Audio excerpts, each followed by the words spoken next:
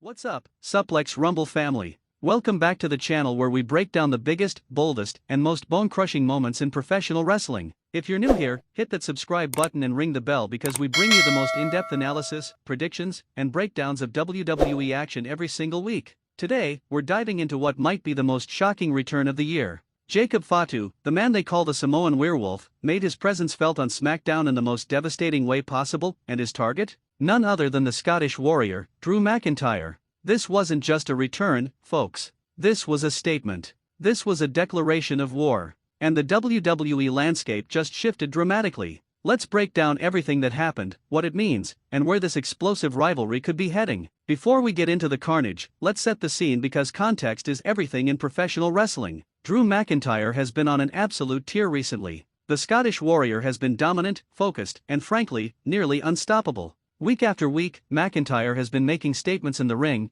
dismantling opponents, and reminding everyone why he's a former WWE champion and one of the most dangerous competitors on the roster. But here's the thing about being on top: you paint a massive target on your back. And when you're as outspoken and physically imposing as Drew McIntyre, the target becomes even bigger. Now, Jacob Fatu. For those who might not be completely familiar, this man is wrestling royalty. Part of the legendary Anoa'i family, Fatu has been making waves in the wrestling world for years with his incredible combination of size, agility, and absolutely ruthless aggression. We're talking about a 300-pound athlete who can move like a cruiserweight and hits like a freight train. The rumors about Fatu potentially coming to WWE have been swirling for months. Fans have been begging for it. Social media has been buzzing. But WWE kept things quiet, which, as we now know, was completely intentional. Because when you're planning something this massive, you don't spoil the surprise. So let's get into the moment itself because this was perfectly executed. SmackDown was in full swing. Drew McIntyre had just finished addressing the WWE Universe, delivering one of those classic McIntyre promos where he's intense, focused, and letting everyone know that nobody on the roster can touch him right now. The confidence was radiating off the Scottish Warrior. He was standing tall in the center of the ring, and you could feel that he genuinely believed he was untouchable. And then, the lights flickered. Now, we all know what that means in WWE. Something big is about to happen. The atmosphere in the arena completely changed. You could feel the anticipation building. The music hit. And when I tell you the arena erupted, I mean people lost their minds. Jacob Fatu appeared on the stage, and the presence, the aura, the sheer intimidation factor was off the charts. This wasn't some uncertain rookie making his debut. This was a predator who had just spotted his prey. McIntyre's expression told the whole story. You could see the recognition, the calculation, and maybe, just maybe, a hint of concern in his eyes. Because Drew McIntyre is smart enough to know exactly who Jacob Fatu is and what he's capable of. Fatu didn't waste time with long entrances or playing to the crowd. He moved with purpose, walking down that ramp like a man on a mission. Every step was deliberate. Every movement radiated danger. When he slid into the ring, that's when things got real.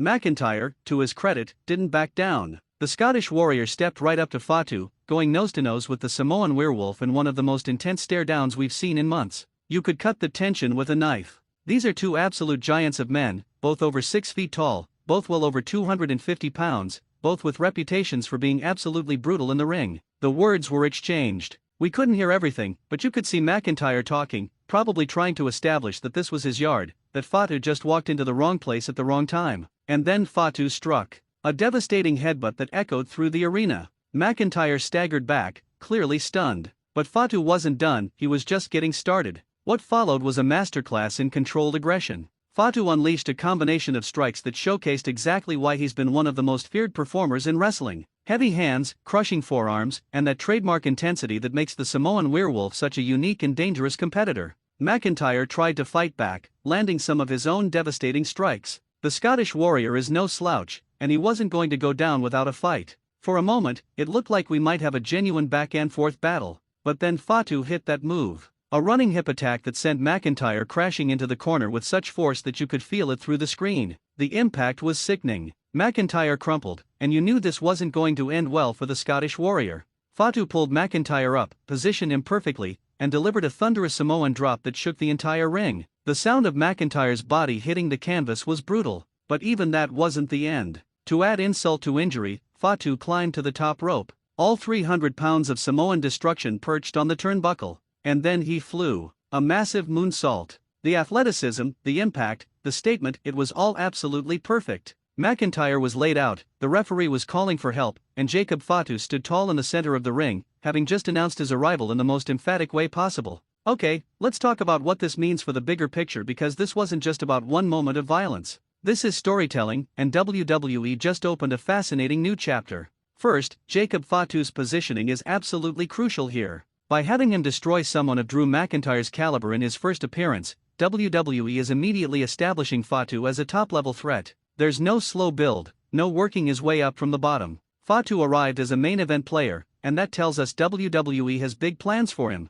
For Drew McIntyre, this creates an incredibly compelling storyline. The Scottish Warrior has been dominant, but now he has a nemesis who just embarrassed him in front of the world. McIntyre isn't the type to let that slide. His pride has been wounded, and we all know what happens when you back a warrior into a corner. They come out swinging harder than ever. The Anoa'i family connection adds another fascinating layer. WWE has always treated that family lineage with respect and significance. Having Fatu represent that legacy against someone like McIntyre creates instant credibility and gives this feud historical weight. From a roster perspective, this shakes up the entire SmackDown landscape. Every main event player just got put on notice. If Fatu can do this to Drew McIntyre, nobody is safe. Champions should be worried. Contenders should be watching their backs. The timing is also perfect. We're heading toward major premium live events, and this feud has marquee match written all over it. Can you imagine these two going to war in a last man standing match? Or a street fight? The possibilities are absolutely mouth-watering for wrestling fans.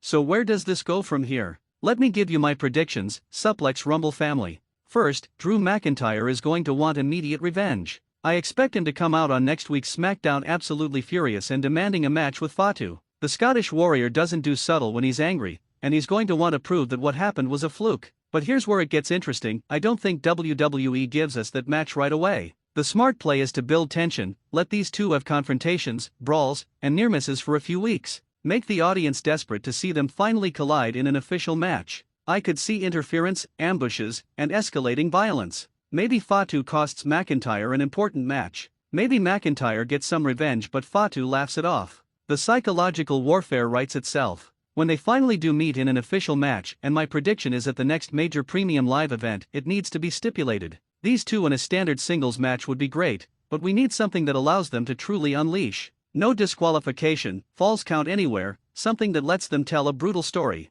Long term? I think we're looking at Fatu being positioned toward championship opportunities. Whether that's the United States Championship or eventually the undisputed WWE Championship, Fatu's trajectory is pointing upward. And for McIntyre, this could be the rivalry that redefines his current WWE run. Win or lose initially, fighting against someone as dangerous as Jacob Fatu will only elevate the Scottish Warrior's standing. What an incredible moment on SmackDown. Jacob Fatu has arrived, and WWE just got a whole lot more dangerous. Suplex Rumble family, I want to hear from you. Drop your thoughts in the comments. Are you excited for this Jacob Fatu vs Drew McIntyre feud? Who do you think comes out on top when they eventually face off? What stipulation do you want to see for their first official match? If you enjoyed this breakdown, smash the like button, subscribe if you haven't already, and hit the notification bell so you never miss our wrestling content. Share this video with your wrestling friends because we need to talk about this return. I'm your host, and this is Suplex Rumble, where we celebrate the absolute best in professional wrestling.